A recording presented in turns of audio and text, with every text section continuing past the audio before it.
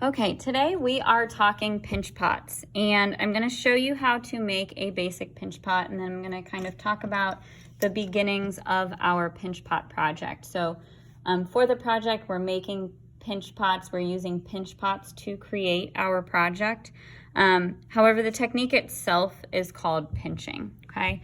So to make a just simple pinch pot, I'm going to wedge my clay. We always want to wedge our clay. And then I'm gonna push it into a ball. And you wanna try not to handle it too much, because remember, every time you handle your clay, moisture is coming out of the clay, and we don't want your clay to harden too quickly, okay? So I'm gonna make a ball of clay after I wedge it, and then I'm going to pinch my thumbs in, okay? So I've got my thumbs. I'm gonna pinch in, and then I'm gonna start pinching around the outside, okay? So at this point, I made the hole with 2 thumbs. I've switched to 1 thumb. If it's a really small piece of clay, you could use maybe your pinky or just 1 thumb even to start it. So remember that 1/4 of an inch is kind of our magic ceramics number, so we wanna think about that as we pinch. So we're gonna pinch, pinch, pinch to 1/4 of an inch. And we want that to happen all over. I would say one of the biggest things that happens when kids are making pinch pots, it's really easy to pinch up here at the surface or at the rim, because that's the easiest part to get to. So then the rim gets really thin like this, and then it wants to start cracking because it's really easy to pinch up there. But the thinner it gets, the more fragile it's gonna be, and it's gonna wanna fall apart or crack, okay? You could start getting cracks like that. We don't want that. So we really want to make sure that we're keeping track of where we're pinching, and we wanna stick to right around 1/4 of an inch, not only at the top, but as we move down. And we really wanna make sure that the bottom part is also 1/4 of an inch. So I would say where it's easy to make the top part thin, it's easy to stay at the top and not get the bottom. And so then you've got this really thick, fat bottom, really thin top. Your clay is gonna dry at different rates, and it's going to potentially crack or just not work out very well. So that's the basic steps to make a pinch pot. So for our project, we wanna make 2 pinch pots that are about the same size. So I would go ahead and divide out 2 pieces of clay that you know are about the same size. And then remember, we always want to be keeping clay that we're not currently using in a bag so that it is not drying out as it's sitting out, okay? So I'm going to take that first piece and I'm going to wedge it. I'm going to push it into a ball. Again, trying to do this fairly quickly. The more clay that you have, the larger your pinch pot is going to be. So, you know, if you have just a really tiny piece of clay, you can still make a pinch pot. Okay, so maybe I'm only gonna use my pinky for that one because it's so little. Okay, so this is still a pinch pot because I used the process of pinching. So I started with a ball of clay and then I pinched into it. That's still a pinch pot. Obviously I used a lot less clay. So the smaller amount of clay that you use, the smaller your pinch pot. The larger the clay, the larger your pinch pot. So we want pretty good sized pinch pots for this project. And you've got to also keep in mind that your clay is going to shrink. So we want to make sure that it's big enough when we're done. So I don't know, baseball sized. So I'm going to pinch in. Okay, I used 1 thumb this time. Maybe I'm gonna go in there with that 2nd thumb. And I'm just gonna start my pinching. If you want your pinch pot to be more tall and skinny, you really wanna kind of cup it with 1 hand, and I'm almost like pinching up onto my other hand. Okay, if you want it to be a bit wider, I would say this is another kind of pitfall of pinching. It's really easy to kind of pinch out. And so then all of a sudden you've got this really wide pinch pot, and maybe that's not what you were going for. So that's another thing to just kind of be aware of. Okay, I'm making sure that with that rim, I'm not getting any thinner than 1/4 of an inch. You might get some slight surface cracking. As long as it's just surface cracking, that's okay. We can kind of smooth those out. Okay, but be careful with that surface. You can also kind of tap, tap, tap to make sure that that top lip is getting to the size that we want. Okay, I can also kind of use my hands as it gets bigger. If you really can't get in there, you can also kind of use a tool down in there. You just want to be careful. When you're using your hands, it's a lot easier to feel clay thickness. When you're using a tool, maybe a little bit more difficult, and you might accidentally make it too thin. Okay, so pinch, pinch, pinch to 1/4 of an inch. And then here's where that smooth kidney is gonna come into play. Okay, so you can kind of see all my pinch marks all over the place.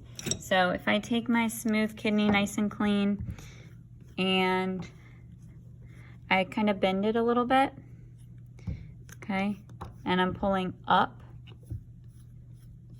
okay, you're gonna notice here when I show it to you, it's really getting all those lumps and bumps away on my little fingerprint marks and helping to kind of smooth everything out. Now remember, when your clay is really soft and plastic, it's not necessarily going to do exactly what you want, but we just want to smooth as best as possible as we go. Okay, so you can see I got a lot of my fingerprint marks out. I'm going to go ahead and now take a sponge. Okay, and I'm gonna kind of go, and remember, always a damp sponge. We don't want a slimy surface. You can also fold that sponge over the top lip, okay, to help that form how you want it. Making sure that that top lip is right around that 1/4 of an inch thickness. Don't let it get thin. Mine got a little bit thin in a couple of spots. Okay. And the goal is to get just a really nice smooth pinch pad. Okay. And we want it to be really nice and even as well. If you've got little spots that have divots, if you need to slip and score a piece of clay, if it's that big of a divot, you can. But usually you can just kind of move the clay around with your finger to get it to do what you want. Okay. And then we also want to get into the inside. Okay, notice I'm cupping it on the outside so that it doesn't flop out too much. You might be able to get a smooth kidney in there. Okay, so that could be helpful. And then I really like fingers as well. I think fingers are really good tools. So we just want to get this looking as nice as possible. Okay, be careful of those edges as you're using that smooth kidney. And we're going to get it looking as nice as we can. And then I'm going to set that one aside. I've got my other piece of clay that I measured out to about the same size. Okay, I'm going to wedge that really well.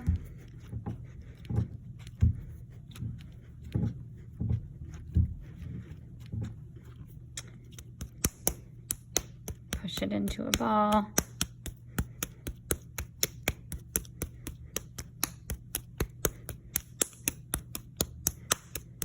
Okay, and then just like I did with the other one, I'm going to pinch into it. Okay, and I'm going to start pinching around. Set that aside. We want to pinch, pinch, pinch to 1/4 of an inch. Being careful about the rim, making sure that we don't leave it too thick at the bottom part. And the goal is to get it pretty similar to the first one. I'm gonna show you how we're gonna attach these here in a minute. If you want them to be slightly different sizes, that's okay. I just would say that you don't want the top one to be top heavy to the point where it's gonna topple over. Okay, I can use the palm of my hand a bit. Again, just be really careful about that top lip, that we're not letting it get too thin. Okay. And I'm just kind of checking all over to make sure that I'm getting an equal thickness throughout. Okay.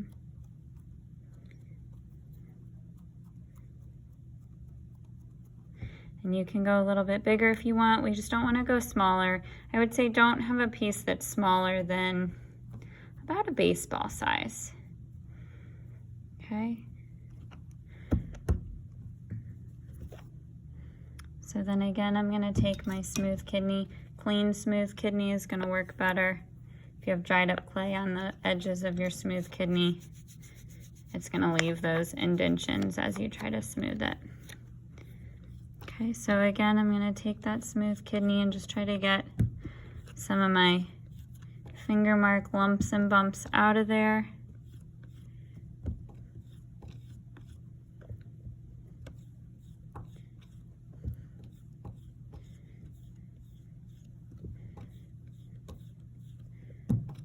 Going up the edges. You can also go across. I find it nice to go kind of every which way with the smooth kidney. Okay, and then I'll have to kind of fix up my top rim and kind of tap it around a little bit. And remember, with a sponge, we always want to wring it out, just a damp sponge. Okay, I'm kind of just folding that sponge over the edge.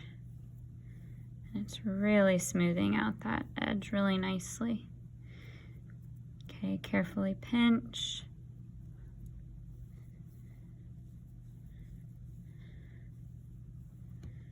All right.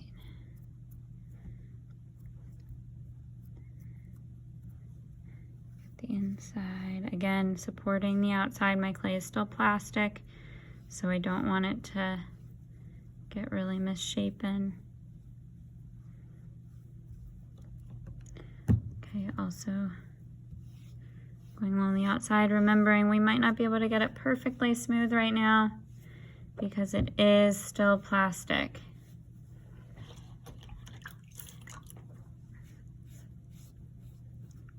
Okay.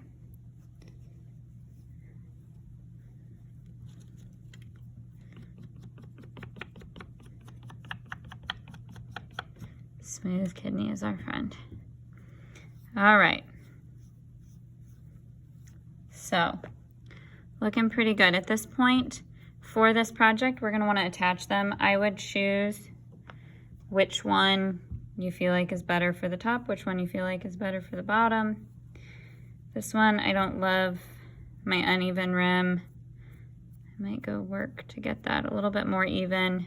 And remember, the more that you can do as you go, the better you're going to be in the end.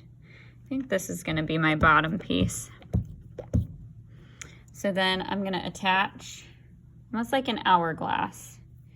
Okay, so when I attach, remember, anytime we're attaching one piece of clay to another, score both.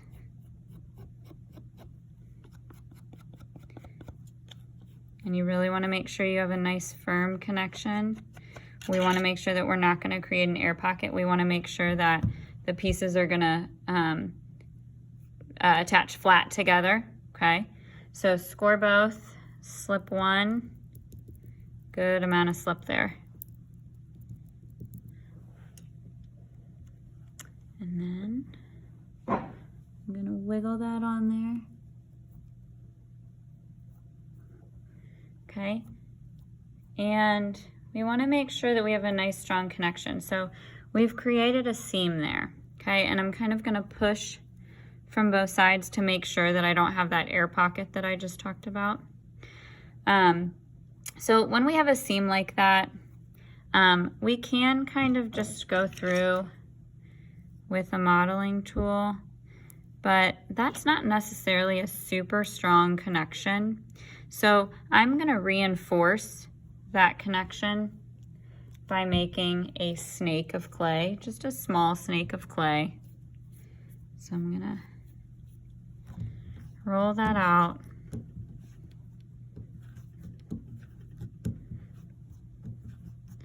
So that it fits into that seam and really just reinforces the seam.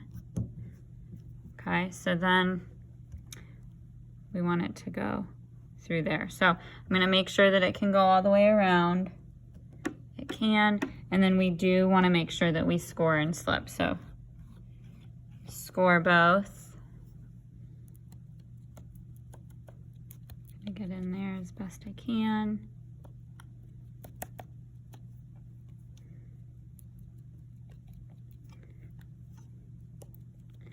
Okay, and then slip one. Okay, so I put slip on my snake. And then I'm going to get that in there. Okay, so I got it in there, but I don't want that to look like it's just placed there. So I'm gonna then take my thumb and I'm gonna smooth it down and up. And I'm gonna do that all the way around. Smooth it down, smooth it up. So I'm reinforcing that seam. We may have been able to get by without reinforcing and just leaving the two pinch pots together. But this will ensure a really strong, sturdy piece. And once I kind of get that coil, that snake, smoothed in a little bit with my fingers, I can go back through with, you guessed it, the smooth kidney. Okay, and then I can go through and really smooth that in. Okay, so I'm gonna, so at the end of it, it should not look like I put that snake of clay in there. It should just look like it's one smooth piece. Okay. And then once I kind of get some of the marks away with the smooth kidney, I'm gonna go through with a sponge. Okay. Again, damp sponge, never sopping wet. Fingers are good too. And once I get around this whole thing, obviously I've got some more cleanup, but this is the first step. We've got a ways to go, but this is the first step of your bench pot project. For the rest of it, we're gonna work with the decorating techniques quite a bit. Again, just like we did with your tile project, and you can kind of decide which way is up. All right, so first step of your pinch pot project. There we go, we've got 1, 2 pinch pots, and we've got a snake through that seam. We've got a really nice, strong, sturdy connection.